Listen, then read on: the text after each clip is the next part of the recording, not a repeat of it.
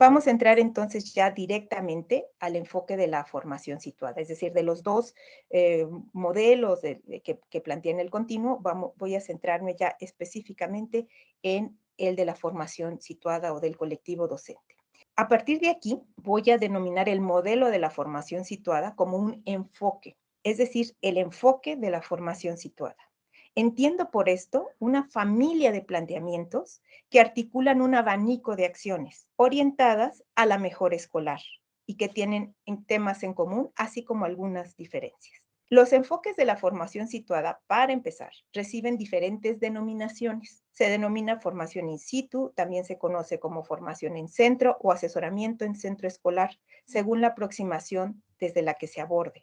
A partir de lo que yo les contaba de los años 70, ¿no? Ha corrido mucha agua debajo de ese río y hay ahora múltiples enfoques y teorías que sustentan el enfoque de la formación situada o los enfoques de la formación situada. Por ejemplo, de las teorías del aprendizaje adulto, estamos hablando de los conceptos de aprendizaje profesional docente, ¿no? De los enfoques centrados en la escuela, se retoman planteamientos de desarrollo organizacional, mejora escolar, cultura escolar, la escuela como unidad de cambio. De enfoques sociológicos críticos se desprenden planteamientos de lo que es la profesionalización del magisterio o la profesión docente. En una línea más de apoyo y seguimiento a la mejora docente y escolar, tenemos modelos de asesoramiento escolar, entre otros. Voy a destacar 4 o 5 características de la formación situada. ¿Qué caracteriza esto? Que los intereses de formación del profesorado emergen o nacen del análisis del contexto en el que se encuentra la escuela. Invernón, que desde 2007 ya tiene muchos años, que ha planteado que los problemas que enfrenta la escuela no son genéricos y por lo tanto no resisten una solución genérica. Él desarrolló un concepto que se utiliza mucho, que es el concepto de situaciones problemáticas. Es decir, los profesores detectan situaciones problemáticas que a lo mejor son situaciones problemáticas para mí, pero no a lo mejor no son situaciones problemáticas en otra escuela. Entonces son situaciones específicas y que se viven al interior de cada contexto escolar y por lo tanto requieren revisión y explicitación. El contexto escolar, como todos bien sabemos, refleja las contradicciones del contexto social y en su interior se hacen evidentes las inequidades sociales, se viven tensiones que toman temas de justicia, violencia, competencia, vida sindical, conflictos de intereses, etc. Y es en esos contextos donde las niñas, los niños y jóvenes aprenden o no aprenden. Y las inquietudes derivadas de cómo lograr el aprendizaje del estudiante en y a pesar del contexto es la pregunta central de toda acción formativa del profesorado. Aboga por una cultura del trabajo colegiado. Aquí les puse una imagen que tal vez algunos ubicarán, que es el llanero solitario. Ese llanero solitario en las aulas ya no puede existir, ya no se reconoce como tal, ¿no? ¿Qué quiere decir esto? Bueno, en 1975, Lorty, un autor norteamericano, es un libro clásico que se llama El maestro de escuela, School Teacher, sostenía que la práctica docente tenía como características darse en aislamiento físico, social e intelectual. Y la investigación de aquella época señalaba que los maestros preferían mantenerse al margen del trabajo de sus compañeros y que ellos a su vez no intervinieran en su aula. A casi 50 años de este planteamiento se afirma otra cosa muy distinta. Ya no es posible trabajar como el llanero solitario, tal como también ha sostenido Invernón en múltiples ocasiones. Para avanzar y hacer frente a las complejidades de la escuela, se requiere de la colaboración profesional basada en la confianza y el respeto. Esto es lo que Gloria Calvo denomina formación con el otro, un proceso de aprendizaje horizontal que se ejemplifica en colectivos, docentes y redes que todos ustedes ya conocen. Se basa en un ejercicio de indagación y reflexión de la práctica docente. Preguntar es una actividad común entre el profesorado. La pregunta más frecuente que nos hacemos los profesores al encontrarnos ante una innovación, un cambio o una propuesta educativa es, ¿cómo se hace esto? ¿Cómo voy a hacer esto? Ahora, estos enfoques nos proponen cambiar la pregunta. Y la pregunta sería, lo que yo hago en el aula, ¿por qué lo hago así y no de otra manera? de la misma forma, es la invitación a preguntarle al compañero, ¿y lo que tú haces en el aula, por qué lo haces así y no de otra manera? Es decir, de los problemas presentes en la enseñanza, hay que indagar o se busca indagar los fundamentos de la práctica, el pensamiento pedagógico que fundamenta las decisiones, las experiencias previas que se han documentado y publicado y hacer una lectura crítica de los textos profesionales. Pero la pregunta ya no es o no es únicamente, porque claro que se puede preguntar el cómo, pero no es únicamente cómo. La pregunta también es por qué. Y lo que yo hago, ¿por qué lo hago? ¿Puedo explicar por qué trabajo como trabajo ante mis compañeros y discutir con ellos las razones de su pensamiento pedagógico?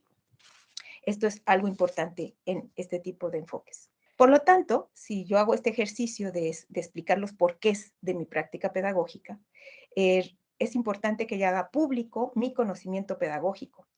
El conocimiento docente pues suele ser tácito, no se suele expresar públicamente y por eso los enfoques de formación situada utilizan estrategias didácticas como la investigación-acción o los incidentes críticos o cualquier otra que propicie la visibilidad del conocimiento profesional docente. Y esta es una forma más de caracterizar la reflexión de la práctica docente. La reflexión de la práctica docente es un término que de tanto que lo hemos usado ya lo desgastamos muchísimo, ya es un término un concepto que está muy gastado.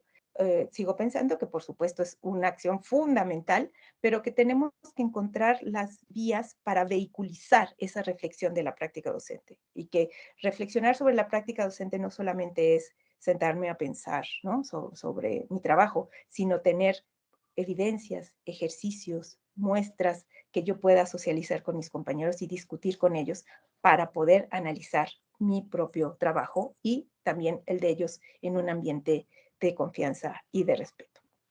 No hay una solución o respuesta mágica única en la formación del profesorado en servicio. Esta exposición nos da, espero nos dé una idea más rica y clara de las complejidades y contingencias de este componente del desarrollo profesional docente. Los enfoques de la formación situada tienen notables ventajas para el aprendizaje docente, basadas en años de resultados de investigación educativa. Es importante reconocer esta condición para sustentar la propuesta. Es decir, que hay mucha investigación que sustenta que esta es una modalidad que puede funcionar, puede ayudar a la mejora de la educación. Como dijimos al inicio, o como les dije hace un ratito, todo programa de formación en profesorado en servicio tiene un propósito. Establecimos, porque así es claro, que este es un servicio indirecto, en tanto que si bien el fin último es que el estudiante aprenda, necesariamente está mediado por fortalecer los saberes del docente. Pero también expliqué o sostuve que aun siendo un servicio indirecto, es importante asumir la postura de que la formación del profesorado es en sí mismo un fin legítimo y válido. Como ustedes pueden valorar, después de haber expuesto las características de la formación situada, estos enfoques tocan muchas dimensiones del trabajo docente que se orientan hacia el fortalecimiento de la cultura profesional docente como un propósito genuino en sí mismo. También quisiera decirles, en formación del profesorado, todo modelo sirve, depende del para qué. Si el para qué implica un cambio en las prácticas docentes o la reflexión sobre la práctica, entonces tenemos que buscar mejores alternativas de las que disponemos actualmente. Por otro lado, también es importante marcar que la voluntad o iniciativa del profesorado no es la única variable que hace posible el cambio.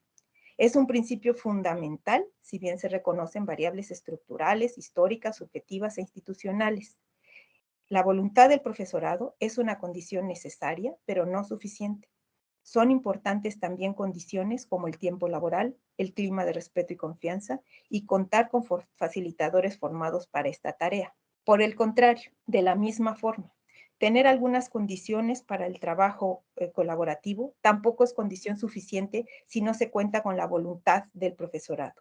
Hargreaves, en 1996, advertía contra los riesgos de la colegialidad artificial o ficticia. Hacer obligatoria la colegialidad puede resultar en una resistencia pasiva justo obteniendo los resultados opuestos. La mayor virtud de este enfoque, el trabajo colegiado, puede ser también su mayor riesgo si se impone al profesorado.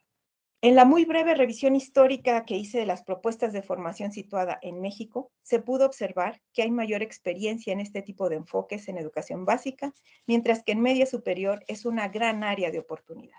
Como ustedes pueden valorar, las características del enfoque situado remiten a normativas emitidas desde distintas áreas o instancias de la autoridad federal y estatal de nuestro sistema educativo. Si bien implementar este conjunto de ideas puede ser difícil, vale la pena intentar considerar algunas de ellas, ya que marcan o definen una nueva aproximación a la formación del profesorado.